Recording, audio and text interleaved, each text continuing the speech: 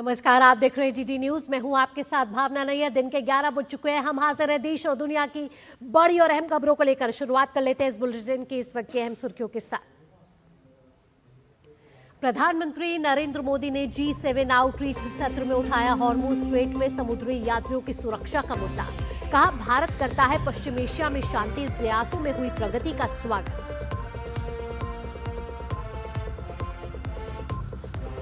Shiv Sena UBT के 9 में से 6 सांसदों के लोकसभा में अलग गुट बनाने की अटकलें तेज। पार्टी ने कल दिल्ली में होने वाली बैठक के लिए जारी किया व्हिप। सांसद अरविंद सावंत ने लोकसभा अध्यक्ष से किया अलग गुट को मान्यता नहीं देने का आग्रह। उत्तर प्रदेश में नीट अभ्यर्थियों को बड़ी राहत। रोडवेज बसों में प्रवेश पत्र दिखाने पर मिलेगी 50% की छूट। वहीं मुहर्रम के दौरान शक्ति प्रदर्शन पर रोक।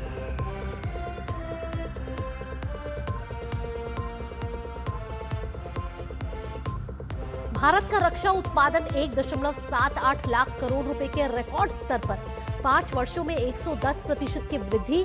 रक्षा मंत्री राजनाथ सिंह ने कहा, सामूहिक प्रयासों से उल्लेखनीय उपलब्धि हासिल।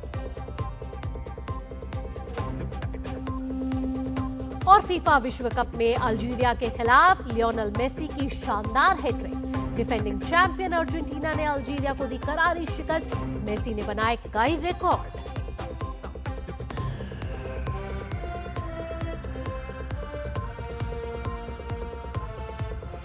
और इस समय संजय राउत प्रेस कॉन्फ्रेंस कर रहे हैं, सीधा वहां चलते हैं। मैंने उस वक्त कहा 2 दिन पहले कि हम लोग पार्टी के साथ ही है, हम उद्धव जी आपके साथ है। हाँ, हम आपको छोड़कर कहाँ जाएंगे। और उसमें से 1-2 सांसद है, उसने 4 बार साईं बाबा की शपथ ली, एक ने माता भवानी की शपथ ली, एक ने माँ और बेटी की शपथ ली, हाँ, एक ने बार बार अपने माँ की शपथ ली। और उसके बावजूद अगर कोई साईं बाबा, माता भवानी, माँ की शपथ लेकर भी कोई शिवसेना जैसे अपने माँ से बेईमानी करना चाहते, शिवसेना माँ है हम सब, बेईमानी करना चाहते तो हम उनको छोड़ेंगे नहीं, जो चाहे वो कर लीजिए। हाँ, दूसरी बात है कि ये सब लोग शिवसेना पार्टी के मशाल चिन्ह के ऊपर चुनकर आए हैं। हाँ, उद्धव बाला साहब ठाकरे, ये पार्टी है। मोदी जी के चेहरे पर नहीं या शिंदे जी के चेहरे पर नहीं चुनकर आए हैं। ये उद्धव बाला साहब ठाकरे जी और बाला साहब ठाकरे जी के चेहरे पर लोगों ने उनको वोट दिया है। अगर कोई बेईमानी करता है तो याद रखिए, 15-15 करोड़ कल रात को दिया, पैसा पहुंच गया, ऐसा मुझे इन्फॉर्मेशन है। और बाद में चार्टर फ्लैट में बैठे, पहले पैसा हाथ में दे दो, वो पैसा लिया है लोगों ने, और बाद में चार्टर फ्लाइट दिया। नांदेड़ से, पुणे से, 3 जगह से चार्टर फ्लाइट छोड़े। आप एग्जैक्टली नोट कर सकते हैं कि किसने कैसा दिया और कितने लोगों को दिया?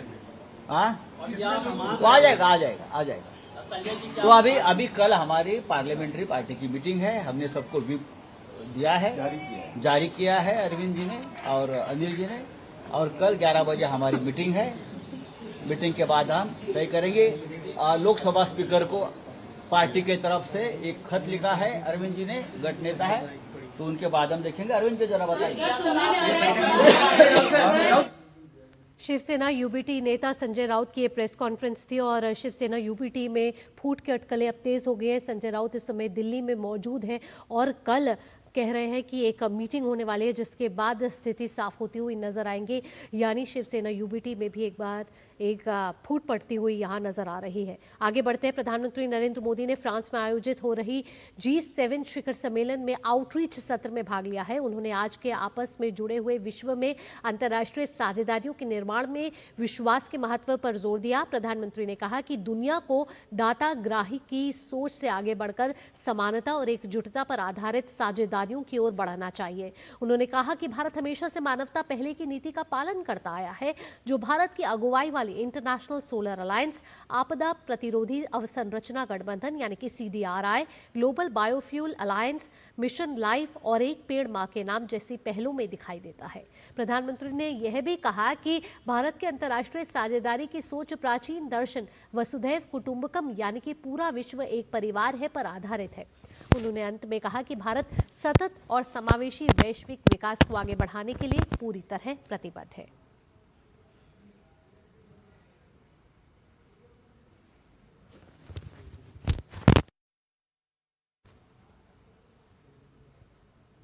प्रधानमंत्री नरेंद्र मोदी ने G7 के मंच से हॉर्मुज स्ट्रेट में समुद्री यात्रियों की सुरक्षा का मुद्दा उठाया। उन्होंने कहा कि भारत का दृढ़ विश्वास है कि विश्व के विभिन्न हिस्सों में चल रहे तनावों और युद्धों का स्थायी समाधान डायलॉग, डिप्लोमेसी और अंतर्राष्ट्रीय सहयोग के मार्ग से ही संभव है।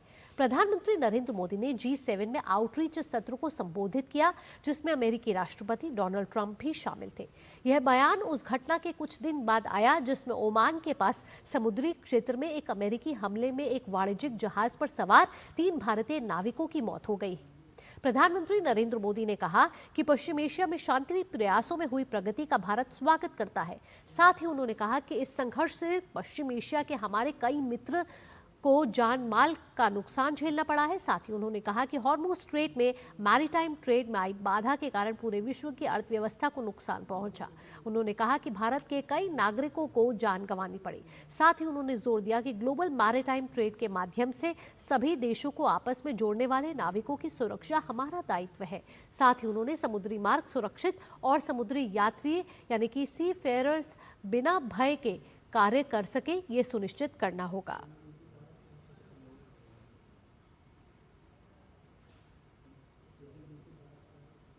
फ्रांस के एवियन में आयोजित G7 शिखर सम्मेलन के दौरान प्रधानमंत्री नरेंद्र मोदी ने G7 देशों के नेताओं और आमंत्रित राष्ट्राध्यक्षों के साथ फैमिली फोटो सेशन में हिस्सा लिया। इस दौरान एक खास पहल और पल देखने को मिला जब प्रधानमंत्री मोदी अमेरिकी राष्ट्रपति डोनाल्ड ट्रंप को सहारा देते नजर आए। यह पल वैश्विक मंच पर भारत अमेरिकी संबंधों की निकटता और दोनों नेताओं के व्यक्तिगत तालमेल को भी दर्शाता है।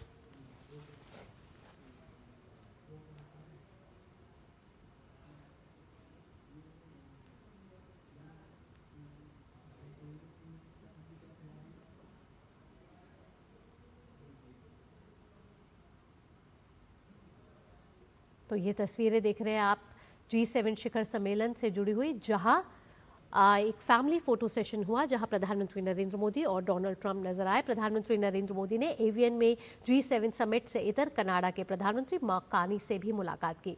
दोनों नेताओं ने द्विपक्षीय संबंधों में हुई उल्लेखनीय प्रगति की समीक्षा की और व्यापार, ऊर्जा, नवाचार, शिक्षा और लोगों के बीच आपसी संपर्क और आदान प्रदान को आधार बनाकर साझेदारी को और अधिक मजबूत बनाने के उपायों पर चर्चा की। इस मौके पर कनाडा के प्रधानमंत्री ने कहा कि हमारे द्विपक्षीय संबंधों में काफी अच्छी प्रगति हो रही है। साथ ही उन्होंने उम्मीद जताई कि दोनों देशों के बीच इस दशक के अंत तक व्यापार दोगुना हो जाएगा।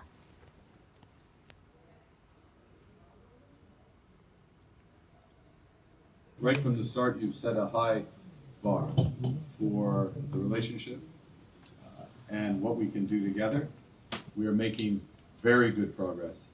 On fait de bons progrès en ce qui concerne notre partenariat économique compréhensif, our SEPA partnership.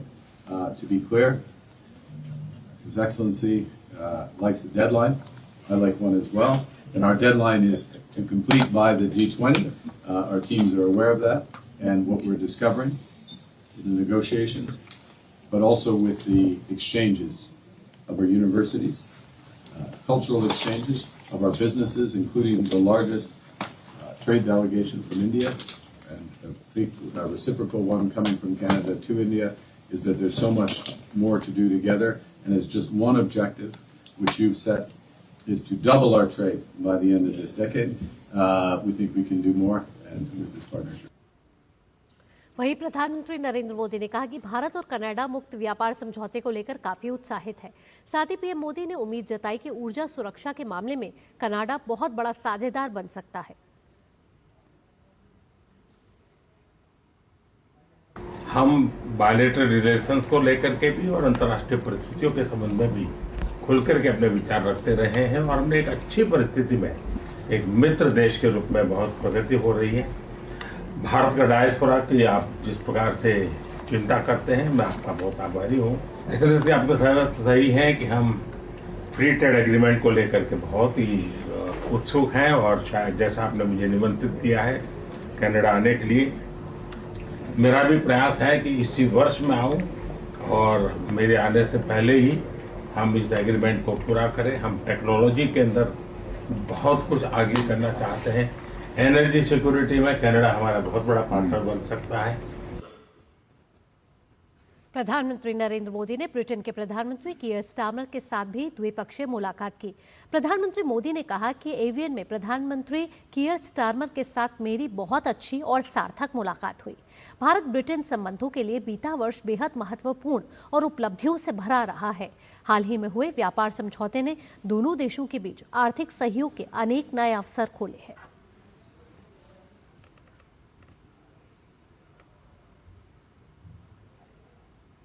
प्रधानमंत्री नरेंद्र मोदी ने संयुक्त अरब अमीरात के राष्ट्रपति शेख मोहम्मद बिन जायद अल नहयान के साथ मुलाकात की और दोनों नेताओं ने आपसी सहयोग बढ़ाने पर चर्चा की। प्रधानमंत्री मोदी ने कहा कि महामहिम शेख मोहम्मद बिन जायद अल नहयान के साथ उनकी मुलाकात अच्छी और आत्मीय रही। दोनों नेताओं ने भारत यूएई संबंधों के विभिन्न क्षेत्रों की समीक्षा की और व्यापक रणनीतिक साझेदारी को और अधिक सशक्त और गतिशील बनाने के उपायों पर चर्चा की।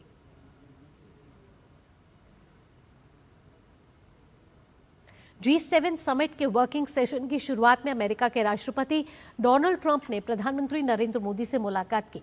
इस दौरान दोनों नेताओं के बीच थोड़ी देर के लिए बातचीत भी हुई। और आज प्रधानमंत्री नरेंद्र मोदी और डोनाल्ड ट्रंप की मुलाकात होने वाली, उससे पहले कल G7 शिखर सम्मेलन में ये हैंडशेक की तस्वीरें सामने आई और जिस पर सभी की निगाहें टिकी हुई थी कि प्रधानमंत्री नरेंद्र मोदी और डोनाल्ड ट्रंप की मुलाकात G7 शिखर सम्मेलन में होने वाली है और अब कवायद तेज हो जाएगी और ये कयास लगाए जा रहे हैं कि दोनों की बातचीत में जो ट्रेड डील पर बातचीत लगातार आगे बढ़ रही है उसको कहीं ना कहीं एक अंतिम रूप यहाँ से दिया जाएगा।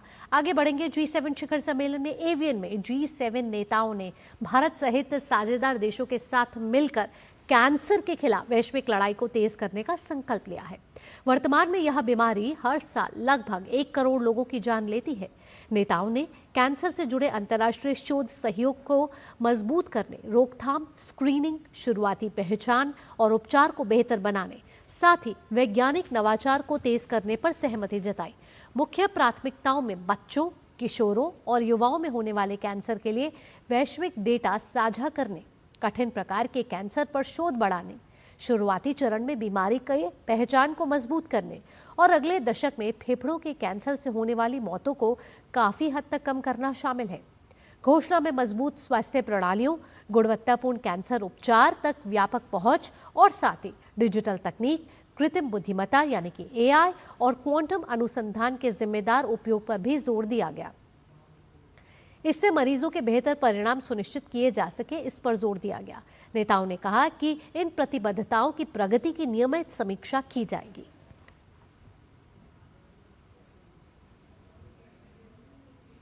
G7 नेताओं ने भारत सहित साझेदार देशों के समर्थन से कोंगो में फैले इबोला प्रकोप पर मजबूत और समन्वित प्रतिक्रिया की अपील की। उन्होंने अन्य देशों से भी संसाधन उपलब्ध कराने का आग्रह किया ताकि इस वायरस को जितना संभव हो सके उतने छोटे क्षेत्र तक सीमित रखा जा सके।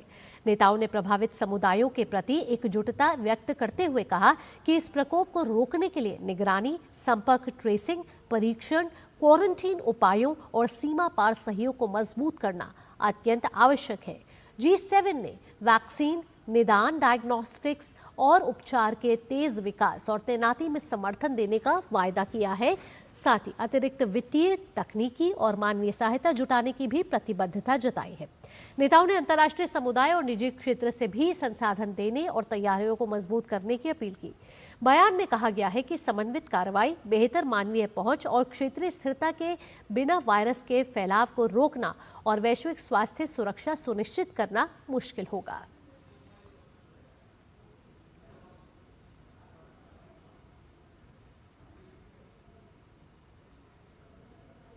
G7 शिखर सम्मेलन से इतर दुनिया की निगाहें इस समय प्रधानमंत्री नरेंद्र मोदी और अमेरिकी राष्ट्रपति डोनाल्ड ट्रंप की बहुप्रतीक्षित द्विपक्षीय बैठक पर टिकी हुई है।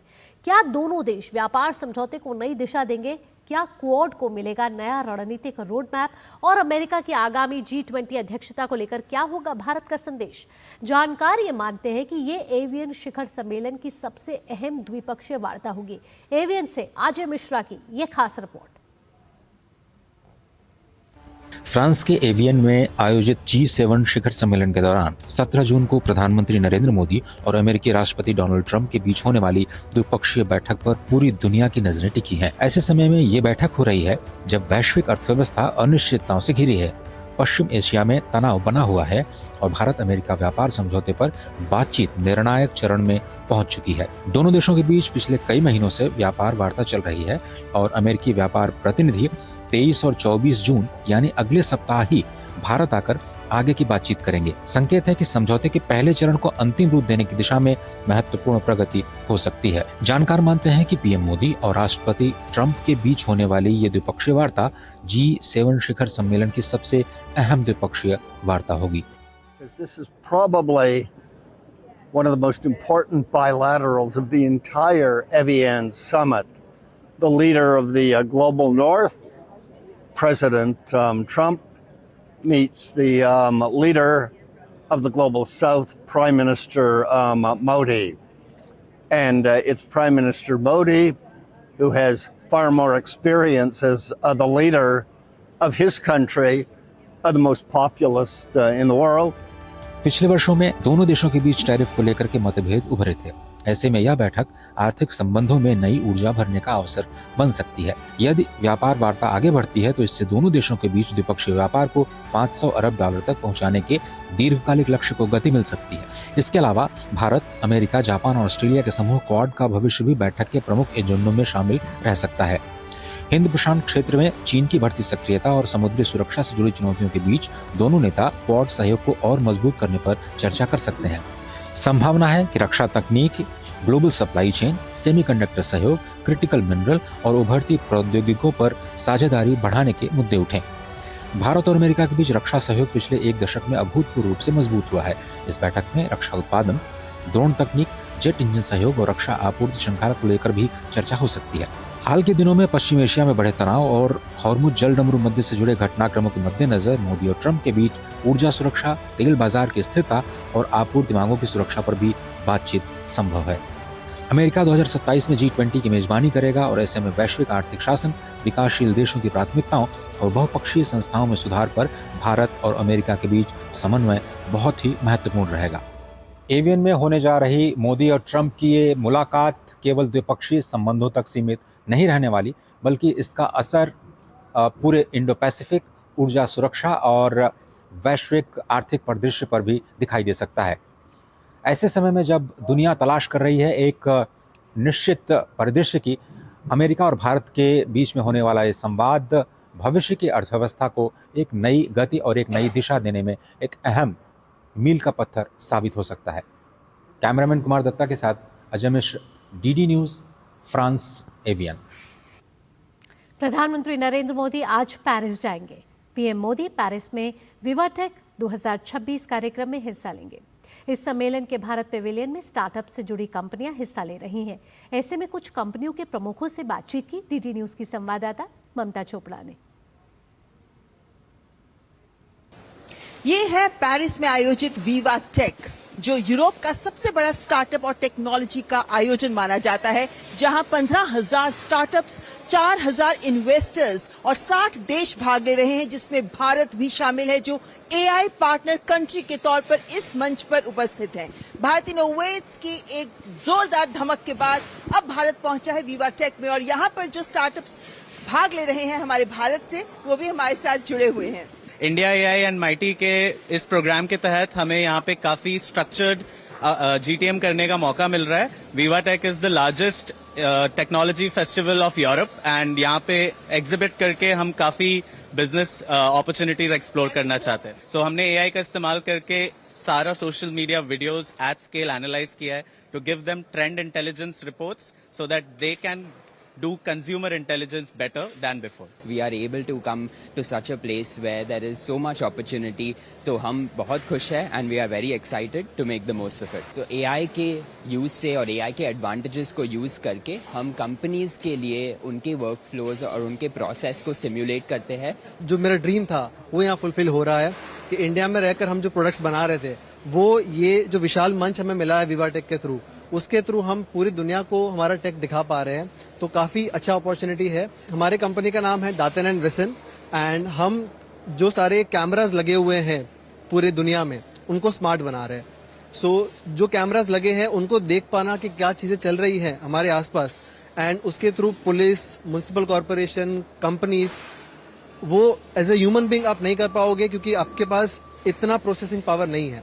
एंड खासकर अभी एआई का जो बूम आया है, हम वो एआई का जो लेयर है वो ये कैमरास पे लगा रहे हैं. तो हम इस तरह से बोलते हैं कि आंखें ऑलरेडी है, हम वो आंखों पे एक दिमाग लगा रहे हैं. तो ये है हमारे देश के यंग स्टार्टअप्स जो हमारे देश के युवा का प्रतिनिधित्व यहाँ इस वैश्विक मंच पर कर रहे हैं. कैमरामैन राकेश कुमार के साथ ममता चोपड़ा, डीडी न्यूज के लिए विवा टेक पेरिस से. प्रधानमंत्री नरेंद्र मोदी की पेरिस यात्रा को लेकर वहां रह रहा भारतीय समुदाय भी बेहद उत्साहित नजर आ रहा है. भारत और फ्रांस के बीच बेहतरीन कूटनीतिक और रणनीतिक संबंधों से आगे एक आयाम जो बहुत महत्वपूर्ण है वो है पीपल टू पीपल कॉन्टेक्ट. और ये एक ऐसा पहलू है जो होराइजन 2047 रोड मैप में भी नजर आता है. एक महत्वपूर्ण बिंदु है ये इस रोड मैप का भी. जिस तरीके से भारत और फ्रांस के संबंध पीपल टू पीपल के जरिए भी बढ़ रहे हैं वो ये भी दिखाता है कि जब आप यहाँ फ्रांस में पहुंचते हैं कि यहाँ भारतीय और भारतीयता दोनों अपनी धमक दर्ज करा रहे हैं. 1,19,000 के करीब यहाँ भारतवंशी अगर रहते हैं तो इसके साथ साथ यहाँ भारतीय संस्कृति, भारतीय खान पान, भारतीय फैशन, हर किसी को यहाँ लोग बहुत पसंद करते हैं. और योग, हिंदी ये तो है ही. और जब अंतर्राष्ट्रीय योग दिवस होता है तो बहुत सारे स्थान हैं ऐसे जहां पर जाकर योग का आयोजन किया जाता है और ये यहाँ पे लोगों की जिंदगी का हिस्सा भी बना हुआ है.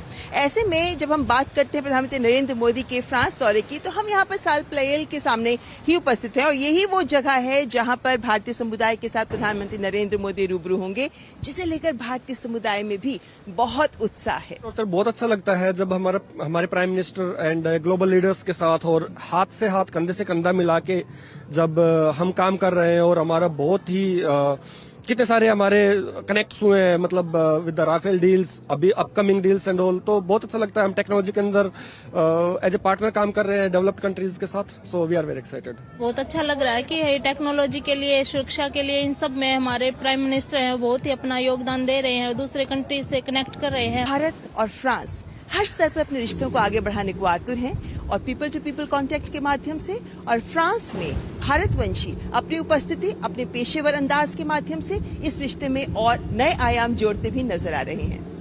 पेरिस से कैमरामैन योगेश के साथ ममता चोपड़ा, डीडी न्यूज. और इस समय पेरिस से हमारी संवाददाता ममता चोपड़ा हमारे साथ जुड़ गई हैं. सीधा उनका रुख करते हैं. ममता, सबसे पहला सवाल मैं आपसे ये पूछना चाहूंगी कि पहले भारत इनोवेट्स, फिर G7 और इसके बाद पीएम मोदी पेरिस पहुंच रहे हैं. क्या अहमियत है इस पेरिस दौरे की? इस बार का ये विवा टेक बहुत इम्पोर्टेंट है.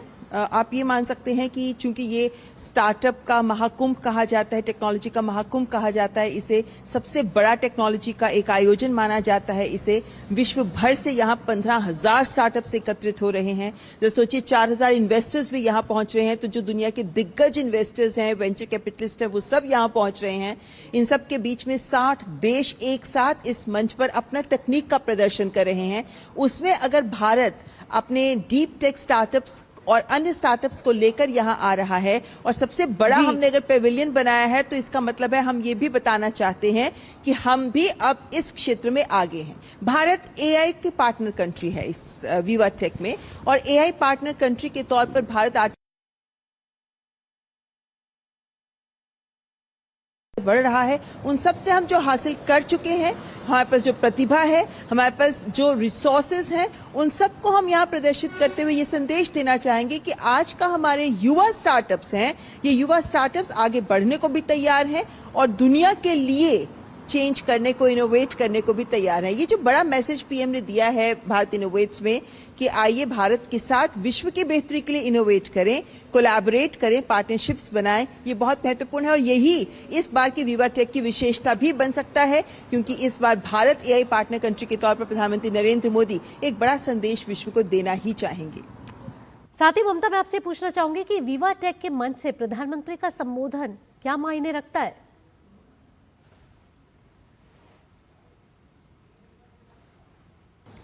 इस बार का ये विवा टेक बहुत इंपॉर्टेंट है। आप ये मान सकते हैं कि चूंकि ये स्टार्टअप का महाकुंभ कहा जाता है, टेक्नोलॉजी का महाकुंभ कहा जाता है, इसे सबसे बड़ा टेक्नोलॉजी का एक आयोजन माना जाता है। इसे विश्व भर से यहाँ 15,000 स्टार्टअप्स एकत्रित हो रहे हैं। जब सोचिए 4,000 इन्वेस्टर्स भी यहाँ पहुंच रहे हैं, तो जो दुनिया के दिग्गज इन्वेस्टर्स हैं, वेंचर कैपिटलिस्ट है, वो सब यहाँ पहुंच रहे हैं।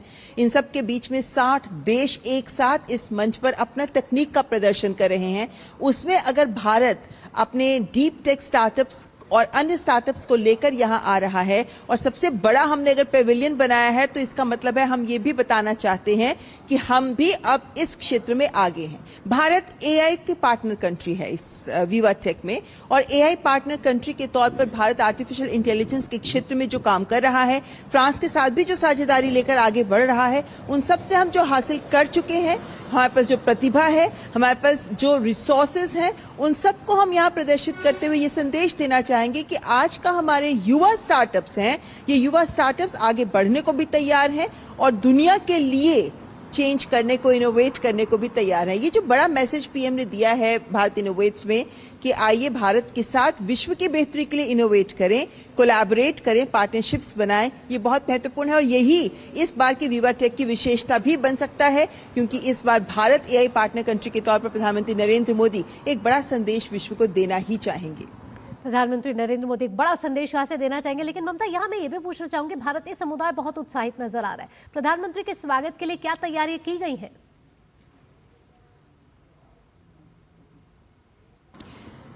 जब हम कम्युनिटी की बात करते हैं, भारतवंशियों की बात करते हैं, हमारे ब्रांड एम्बेसडर्स जो फ्रांस में रहते हैं उनकी बात करते हैं, तो दोनों देशों के बीच के पीपल टू पीपल रिलेशनशिप्स बहुत इंपॉर्टेंट और फोकस में आ जाते हैं। और यहाँ भारत और फ्रांस के बीच की विशेषता यही है कि दोनों ही देश पीपल टू पीपल कॉन्टेक्ट को बहुत अहमियत देते हैं, बहुत महत्ता देते हैं। हम जानते हैं कि फ्रांस के राष्ट्रपति इमैनुअल मैक्रोन ने 10,000 से छात्रों के लिए, भारतीय छात्रों के लिए स्कॉलरशिप्स बढ़ाकर 30,000 करने का निर्णय लिया है। इसके साथ साथ यहाँ जो भारतीय छात्र पढ़ते हैं, हमारी उनसे भी बात हुई है, उन सब का ये मानना है कि जिस तरीके का सकारात्मक पहलू दोनों देशों के रिश्तों के बीच में देखने को मिलता है, उससे उन्हें भी फायदा होता है। भारतवंशियों की बात करें तो यही इक्वेशन भारतवंशियों के लिए भी महत्वपूर्ण हो जाती है, क्योंकि जब हमारे भारतवंशी इस देश में रहते हैं और यहाँ पर अपना योगदान देते हैं, अपने क्षमता से अपना योगदान दे पाते हैं, तो इसके साथ साथ जब यहाँ के देशवासी भी उनको सम्मान देते हैं और सम्मान की नज़र से देखते हैं, तो ये एक विन विन सिचुएशन दोनों देशों के लिए हो जाती है। यहाँ का भारतीय समुदाय बहुत समृद्ध है सांस्कृतिक पहल के तहत। यहाँ पर भारतीय संस्कृति की गहरी छाप नजर आती है, चाहे वो योग की बात करें या फिर शास्त्रीय गीत संगीत की बात करें। दोनों देशों के बीच के पीपल टू पीपल कॉन्टेक्ट में जो समृद्ध सांस्कृतिक विरासत झलकती है, वो दोनों देशों के रिश्तों को ही मजबूत नहीं करती, बल्कि पीपल टू पीपल कॉन्टेक्ट को भी और प्रगाढ़ करती है। यही सॉफ्ट पावर है जिसके आधार पर दोनों देश आगे बढ़ रहे हैं, और यही सॉफ्ट पावर है कि दोनों देश आगे बढ़ रहे हैं। ममता, तमाम जानकारियों के साथ आपका बहुत बहुत धन्यवाद। आगे बढ़ते हैं। केंद्रीय वाणिज्य एवं उद्योग मंत्री पीयूष गोयल ने फ्रांस के नीस शहर में आयोजित भारत इनोवेट्स 2026 के समापन समारोह को संबोधित किया। अपने संबोधन में उन्होंने पिछले 3 दिनों की उपलब्धियों पर संतोष जताते हुए और विश्वास जताते हुए कहा कि यह भारत फ्रांस नवाचार साझेदारी की मजबूत संभावनाओं को दर्शाता है। उन्होंने प्रधानमंत्री नरेंद्र मोदी और फ्रांस के राष्ट्रपति इमैनुअल मैक्रों के साझा विजन का उल्लेख करते हुए कहा कि भारत फ्रांस नवाचार वर्ष 2026 ने एक परिवर्तनकारी मंच की नींव रखी है। पीयूष गोयल ने वैश्विक व्यापारिक नेताओं, सीईओ, निवेशकों और नवोन्मेषकों को भारत के साथ मिलकर नवाचार आधारित और सतत भविष्य के निर्माण के लिए सहयोग करने का आमंत्रण दिया। This global initiative, which began under the inspiring leadership of Prime Minister Narendra Modi and President Emmanuel Macron, is noteworthy for becoming, I hope, a trendsetter in the future. Their shared vision under the India-France Year of Innovation 2026 provided the foundation for what has now become truly, I believe, a transformational platform for the future. I hope it becomes a brand that becomes the envy of the world. As the Prime Minister said at the launch and reminded us, and I quote, "This is not just a celebration. It is our shared commitment, a commitment to innovate, a commitment to lead." And that's what all of you young men and women, all of you founders, all of you innovators are going to help us do in the years to come. Bulletin में वक्त हो चला एक छोटे से break का, जल्द हाजिर होते हैं।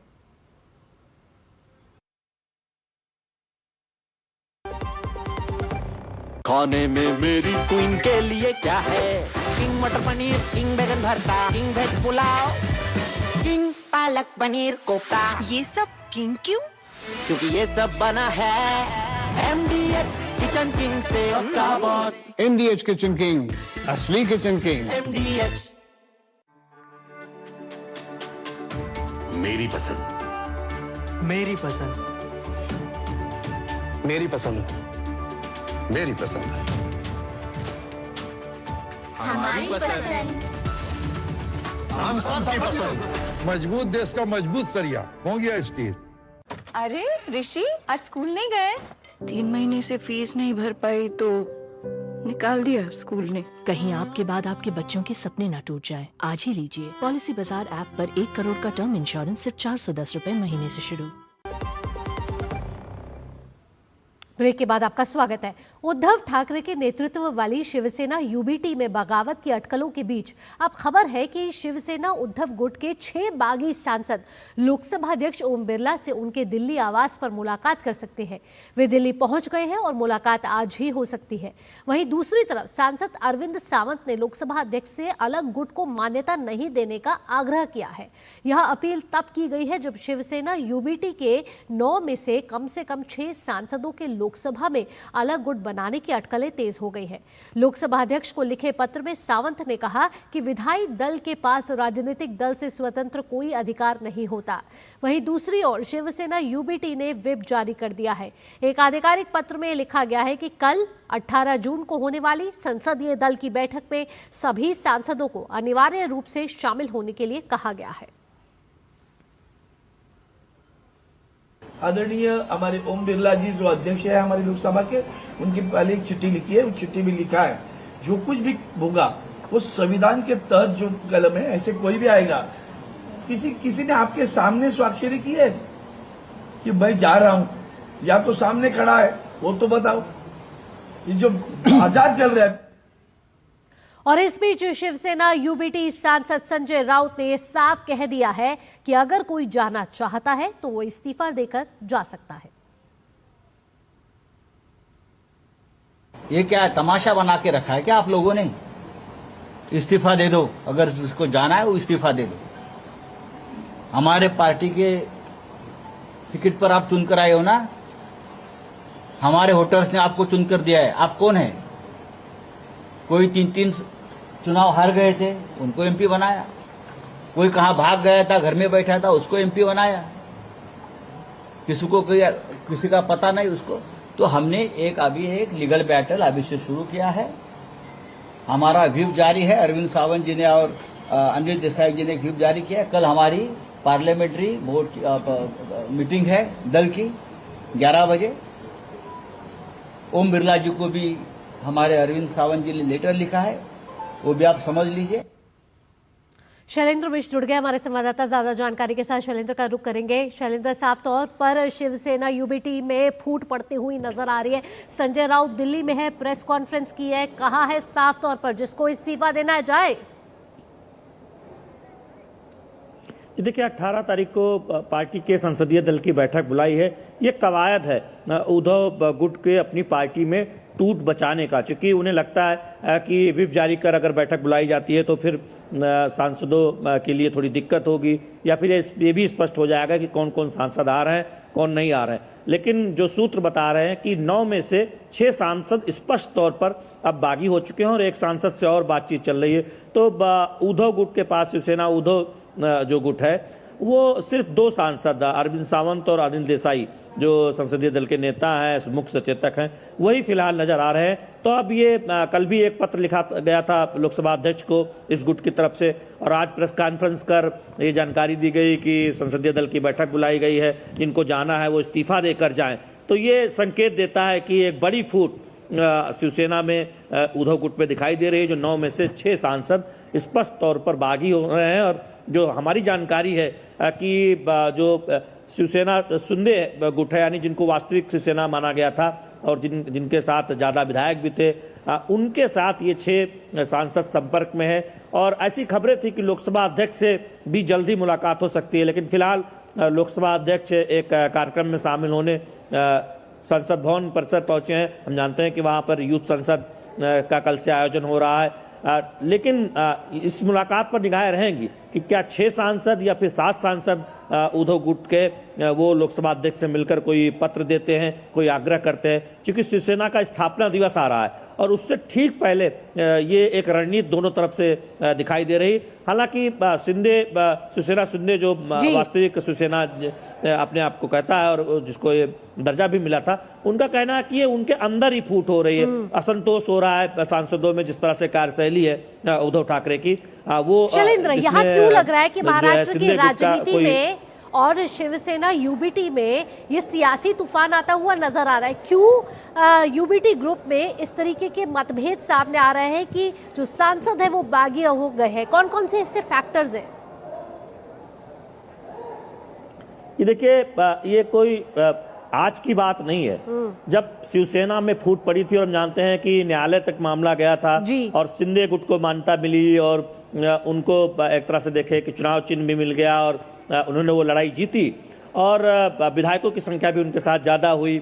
उसके बाद हमने देखा कि लोकसभा में सांसदों की आप बात करें या राज्यसभा में, तो उसमें भी कुछ सांसद उद्धव ठाकरे के साथ रहे और कई सांसद शिवसेना में शिंदे गुट के साथ आए। अब ये जो कवायद हो रही या फिर ये दरअसल जो एक कार्यशैली है उद्धव ठाकरे की, उसको लेकर एक नाराजगी बताई जा रही है। दावा है शिंदे गुट का कि ये उनका आंतरिक असंतोष है, इसलिए विधायक भी उनसे नाराज थे और अब कई सांसद जो उस गुट का हिस्सा थे अब वो भी नाराज हो रहे हैं जो पहले से उद्धव ठाकरे के साथ थे। तो ये एक बड़ा कारण माना जा रहा है और ये दावा किया जा रहा है कि जो उद्धव ठाकरे की जो कार्यशैली है या फिर जो उनके बेटे की कार्यशैली है उससे नाराज हैं उस जो सांसद फिलहाल अभी तक शिवसेना के उद्धव गुट के साथ थे। तो ये एक बहुत बड़ा मुद्दा है। और दूसरी बात यह है कि हम जानते हैं कि शिवसेना जब से दो फाड़ हुई या फिर कहें उसमें टूट हुई और शिंदे गुट ज़्यादा प्रभावी तौर पर उभर के सामने आए, तब से ही असली शिवसेना में वर्कर्स किसके साथ है, जमीन पर किसकी पकड़ ज्यादा है, इसकी लड़ाई हमने लगातार देखी थी लोकसभा चुनाव में भी और फिर जब महाराष्ट्र में विधानसभा चुनाव हुए तो एक तरह से शिंदे गुट बहुत मजबूती से उभर कर सामने आया था। तो लेकिन शैलेंद्र, यहाँ एक बड़ा सवाल ये भी है, कल जो मीटिंग होनी है संसदीय दल की उसमें एक व्हिप जारी किया है, अगर यूबीटी के सारे सांसद उसमें नहीं पहुंचते हैं उस संसदीय दल की मीटिंग में, तो क्या इसका परिणाम हो सकता है? देखिए, ये इसी रणनीति के तहत बैठक बुलाई गई है।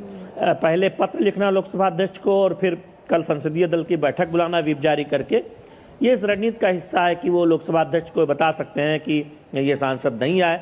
लेकिन अब हम इसमें एक पेच ये भी है कि जो संसदीय दल की कुल संख्या होती है, अगर 2/3 से ज़्यादा सांसद नहीं आते हैं या फिर वो अलग गुट का दावा करते हैं तो मामला बहुत पेचीदा हो जाता है। वो अलग गुट बना लेते हैं या किसी दूसरी पार्टी में शामिल हो जाते हैं, तब फिर दोनों पक्षों को सुनना पड़ता है और अंततः कई मामलों में ऐसे देखने को मिला है कि 2/3 सांसदों या फिर 2/3 विधायकों की संख्या वाले गुट को एक अलग गुट की मान्यता मिल जाती है या फिर उनकी सदस्यता बच जाती है। ऐसा विधानसभा में भी देखने को मिला है और लोकसभा में भी आप देखें तो इस तरह के एक परंपरा भी देखने को मिली है। जब से दल बदल कानून, जिसमें 1/3 सदस्यों की संख्या को खत्म कर जो कानून पास किया गया था कि 2/3 कम से कम होना चाहिए, यानी मूल दल का दावा होना चाहिए, कोई उस तरह की विभाजन 1/3 के साथ नहीं हो सकता। तो इसीलिए एक चुनौतीपूर्ण होता है जब किसी दल में असंतोष होता है कि 2/3 सांसद या 2/3 विधायक साथ आए, तभी इस तरह का कोई एक बागी गुट की मान्यता मिलती है या फिर उस तरह का कोई गुट सामने आता है। तो अब अभी तक की जानकारी के मुताबिक 9 में से 6 सांसद बागी गुट का हिस्सा है और 1 सांसद से और बातचीत चल रही है, तो 7 सांसद तो साफ तौर पर ये 2/3 का आंकड़ा तो पार करता हुआ नजर आ रहा है। फिलहाल जो कल संसदीय दल की बैठक है उस पर सभी की नजर है कि कितने सांसद वहां पहुंचते हैं, फिर आगे की ये जो सियासी कार्रवाई है वो आगे किस तरीके से बढ़ती है। शैलेंद्र, तमाम जानकारियों के साथ यहाँ बहुत बहुत धन्यवाद आपका। यहाँ रुक रहे एक और छोटे से ब्रेक के लिए, जल्द हाजिर होते हैं, खबरें अभी और भी है।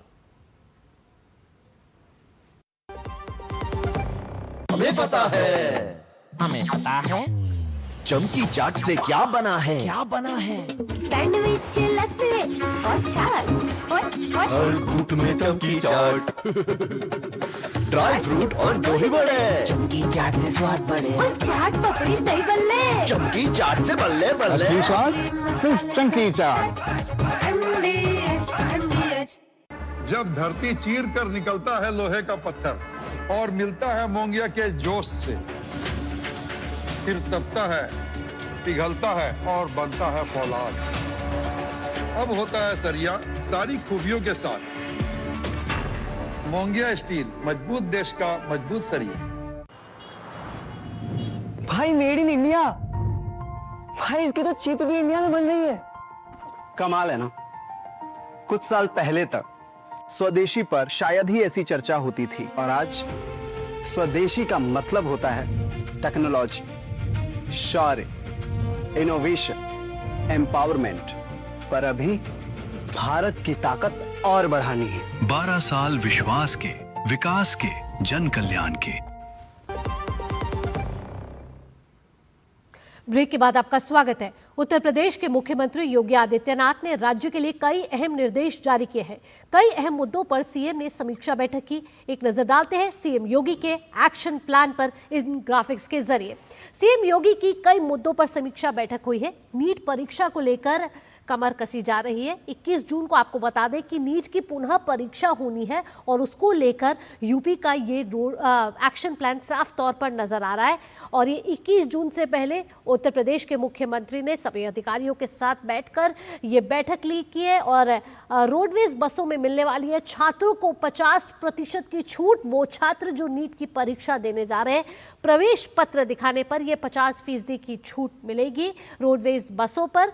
यानी कि एक अच्छी खबर, बाहरी छात्रों को भी मिलेगी अस्थायी आवासीय सुविधा। यानी कि जो छात्र राज्य के बाहर से आ रहे हैं परीक्षा देने, उनको भी व्यवस्था मिलेगी। प्रदेश में 3.5 लाख अभ्यर्थी होने वाले हैं शामिल। इस परीक्षा के लिए एनटीए मानकों का कड़ाई से होने वाला है पालन। पारदर्शिता, निष्पक्षता के लिए ये तमाम तरीके के प्लान करे जा रहे हैं। इसी एक्शन प्लान के तहत सीएम योगी सरकार उत्तर प्रदेश में भ्रामक सूचनाओं पर पुलिस की कड़ी नजर इस समय रखी जा रही है ताकि जो छात्र हैं वो अफवाह या भ्रामक सूचनाओं में ना आए। और कई मुद्दों पर ये समीक्षा बैठक हुई है। यानी नीट की जो पुनः परीक्षा होने वाली है उत्तर प्रदेश में जो होने वाली है उसको लेकर मुख्यमंत्री योगी आदित्यनाथ का ये एक्शन प्लान सामने आया है। मुख्यमंत्री ने मुहर्रम के आयोजन को लेकर स्पष्ट निर्देश देते हुए कहा है कि मुहर्रम तैयारियों के उच्च स्तरीय समीक्षा की गई है मुहर्रम पर। और साथ ही साथ आपको बता दें कि कानून व्यवस्था पर इस समय विशेष फोकस किया जा रहा है। मुहर्रम को के मद्देनजर देखते हुए कानून व्यवस्था सुचारू रूप से रहे और कई जिलों को यहाँ सतर्क रहने का आदेश दिया है। कई संवेदनशील इलाके हैं उनको सतर्क रहने का आदेश दिया है। अस्त्र शस्त्र प्रदर्शन पर पूरी तरीके से रोक है। साथ ही अगर तेज आवाज वाले डीजे बजेंगे तो उस पर भी प्रतिबंध लगाया जा रहा है। यहाँ पर भी योगी सरकार का एक्शन प्लान देखने को मिल रहा है। ताजिया जो निकलता मुहर्रम के मौके पर, ताजियों की ऊंचाई 10 से 12 फीट तक रखी गई है, ये सीमित की गई है। और अगर कोई उपद्रवी शांति भंग करने की कोशिश करते हैं वहां पहुंचने के साथ तो उन पर भी कड़ी कार्रवाई होगी और सभी आस्थाओं के सम्मान का यहाँ निर्देश दिया गया है। तो उत्तर प्रदेश में मुहर्रम को लेकर भी ये एक बैठक हुई है। समीक्षा बैठक में नीट की जो पुनः परीक्षा है उसकी तैयारियों को लेकर बातचीत हुई है। साथ ही साथ मुहर्रम को लेकर भी ये कड़े दिशा निर्देश जारी किए गए हैं। अब देश के रक्षा उत्पादन को लेकर एक बड़ी अच्छी खबर है। खबर ये है कि भारत का रक्षा उत्पादन अब रिकॉर्ड स्तर पर पहुंच चुका है। ये रिकॉर्ड स्तर क्या है आपको बताएं। रक्षा मंत्री राजनाथ सिंह ने सोशल मीडिया पर पोस्ट करते हुए ये लिखा है, ये जानकारी दी है। और ये जानकारी में रक्षा मंत्री ये कह रहे हैं कि पीएम मोदी के प्रेरणादायक नेतृत्व में भारत का रक्षा उत्पादन हर साल नई ऊंचाइयों को छू रहा है। उन्होंने खुशी जताते हुए बताया कि वित्त वर्ष 2025-26 में भारत का सालाना रक्षा उत्पादन बढ़कर 1.78 लाख करोड़ रुपए के अब तक के सबसे ऊंचे स्तर पर पहुंच गया है। यह उपलब्धि पिछले वित्त वर्ष के 1.54 लाख करोड़ रुपए के उत्पादन की तुलना में 15.6% की शानदार वृद्धि और वित्त वर्ष 2020-21 के मुकाबले 110% की जबरदस्त बढ़ोतरी को दर्शाती है। वित्त वर्ष 2013-14 में 43,746 करोड़ रुपए के मुकाबले स्वदेशी रक्षा उत्पादन लगभग 4 गुना बढ़ गया है।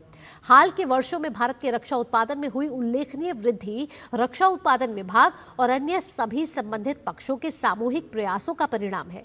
यह बढ़ती हुई रफ्तार देश के विस्तार करते रक्षा औद्योगिक आधार का स्पष्ट संकेत है।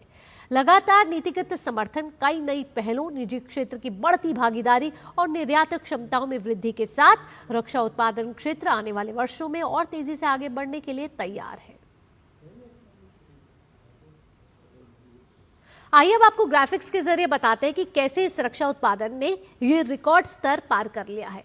साल 2025-26 वित्त वर्ष की बात करते हैं, जहां उत्पादन 1.78 लाख करोड़ रुपए था और अब तक का सबसे अधिक रहा है ये रक्षा उत्पादन। साथ ही साथ आपको बताएं इस रिकॉर्ड स्तर की तो पिछले साल की तुलना में 15.6% की बढ़ोतरी देखने को मिली है। पिछले साल ये आंकड़ा क्या था? पिछले साल ये आंकड़ा था 1.54 लाख करोड़ रुपए। और अगर 2020-21 की बात करें यानी कि करीब 6 साल पहले जाते तो इसकी तुलना में 110% की बड़ी बढ़त यहां देखने को मिल रही है। 2020-21 में आंकड़ा 84,643 करोड़ रुपए था। 2013-14 के मुकाबले ये लगभग 4 गुना बढ़ा है। 2013-14 में जो रक्षा उत्पादन था वो 43,746 करोड़ रुपए था। ये जो वृद्धि है वो ये साफ तौर पर दर्शा रही है कि सरकारी और संबंधित विभागों का ये प्रयासों का ये नतीजा रहा है कि रक्षा उत्पादन आज इस रिकॉर्ड स्तर पर पहुंच चुका है। यानी कि भारत की रक्षा निर्यात की जो क्षमता है उसको एक बड़ी मजबूती यहां से मिली है। महाराष्ट्र के 2 प्रमुख शहरों पुणे और साईनगर शिरडी के बीच पहली बार सीधी रेल सेवा शुरू होने जा रही है। रेल मंत्री अश्विनी वैष्णव आज पुणे साईनगर शिरडी डेली एक्सप्रेस को हरी झंडी दिखाकर रवाना करेंगे। रेलवे मंत्रालय ने एक आधिकारिक बयान जारी कर इसकी जानकारी दी है। मंत्रालय के अनुसार नई ट्रेन सेवा श्रद्धालुओं और यात्रियों की लंबी समय से चली आ रही मांग को पूरा करेगी।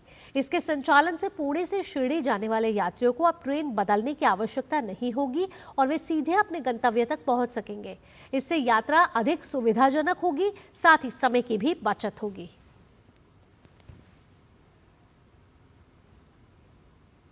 देश भर में स्वच्छता से स्वागत अभियान के तहत व्यापक स्वच्छता अभियान चलाया जा रहा है।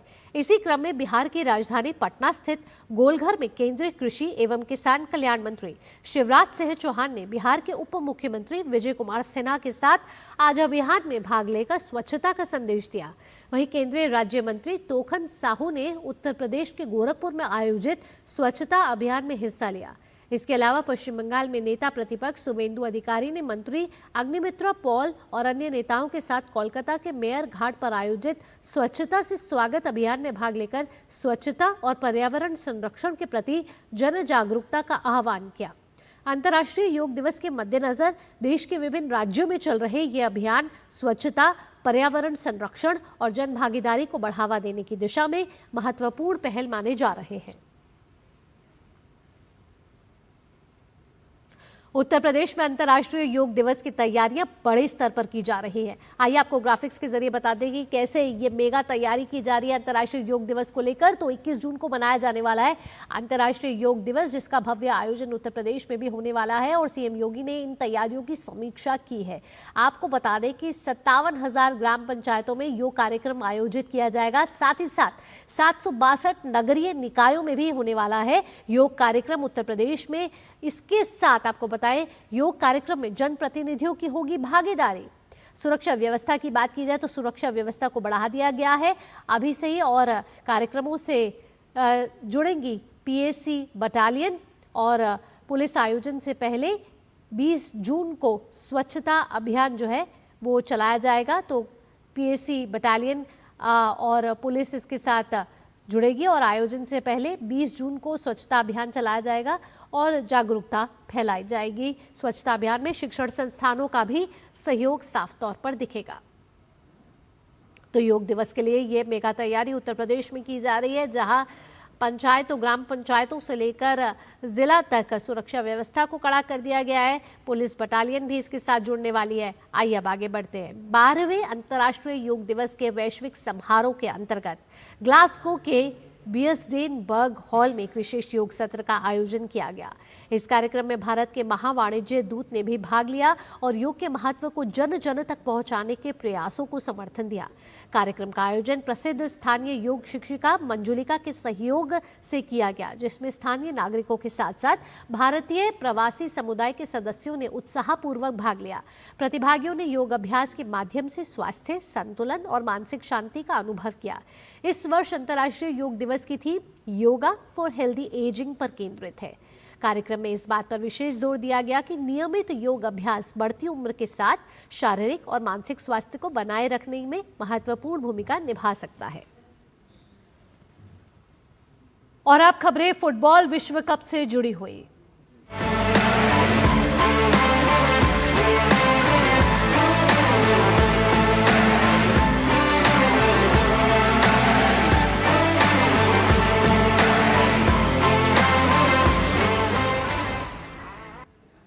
फीफा वर्ल्ड कप 2026 में अर्जेंटीना ने अपने खिताब बचाने के अभियान की शानदार शुरुआत करते हुए अल्जीरिया को 3-0 से हराया।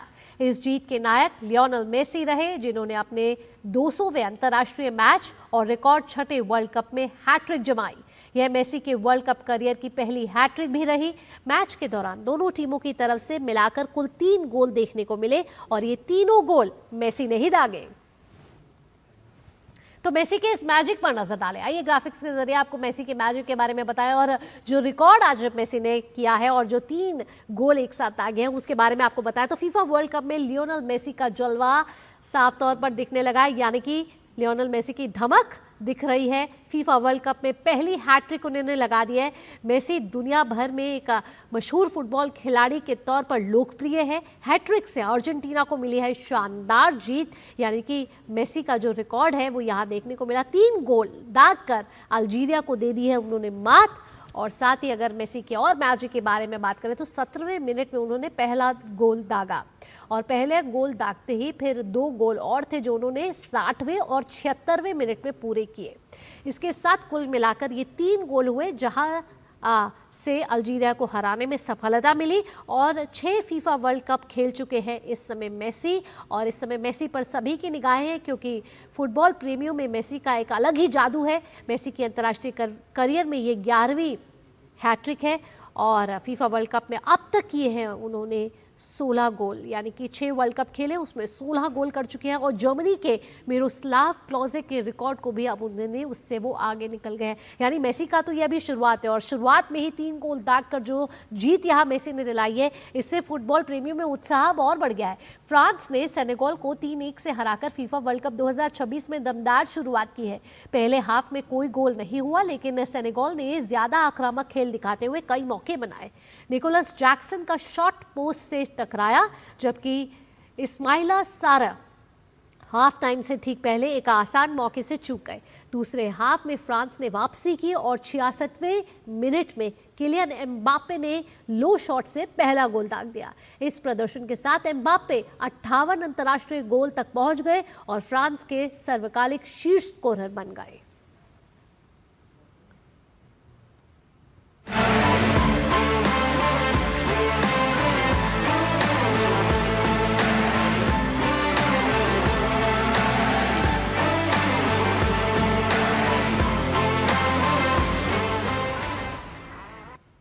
भारत और अफगानिस्तान के बीच 3 मैचों की वनडे सीरीज का दूसरा मुकाबला आज लखनऊ के अटल बिहारी वाजपेयी एकाना स्टेडियम में खेला जाएगा। सीरीज में भारत 1-0 से आगे है। धर्मशाला में खेले गए पहले मुकाबले में 7 विकेट की शानदार जीत दर्ज करने के बाद टीम इंडिया के पास अब सीरीज अपने नाम करने का अवसर है। और इसी के साथ इस बुलेटिन में इतना ही। देश और दुनिया की बाकी खबरों के लिए आप जुड़े रहिए डीडी न्यूज के साथ। दीजिए अनुमति। नमस्कार।